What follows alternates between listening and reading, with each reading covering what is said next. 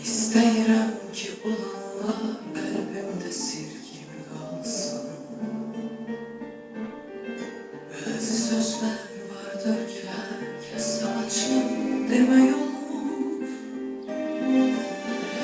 Odur ki, sən də soruşma, səbəbini söyləmərəm. Onsuz da söyləsəm artıq heç bunların mənası yox. Gəl bunları biz unutaq bir dəfəlik. Odur ki, sən də soruşma, səbəbini söyləmərəm. Onsuz da söyləsəm artıq heç bunların mənası yox. Olanları gəl unutaq bir dəfəlik. İstərsən qəlbimdən silim acıları, İstərsən bəxş edim sənə dünyaları, İstərsən mən də unudum varlığımı sənə görə. Yeter ki o qəmli gözlər yenə gülsün, ötüb keçən xoş günlərim yana düşsün. Mən də baxım qəm kədəri tez unudum sənə görə.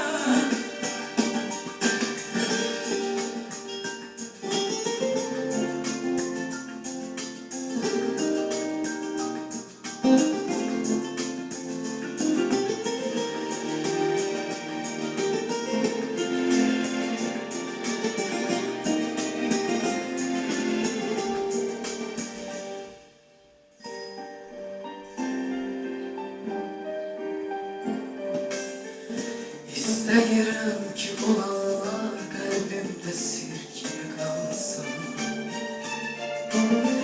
Bəzi sözlər vardır ki, hər kəsə açıq demək olmur. Odur ki, sən də soruşma, səbəbini söyləmərəm. Onsuz da söyləsəm artıq heç bunların mənası yox. Gəl bunları biz unutaq bir dəfəlik.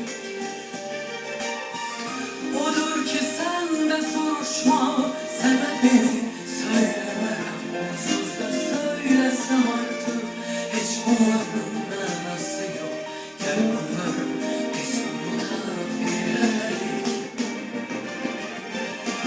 İstərsən qəlbimdən silim acıları, İstərsən bəxş edim sənə dünyaları, İstərsən mən də unudum varlığımı sənə görə.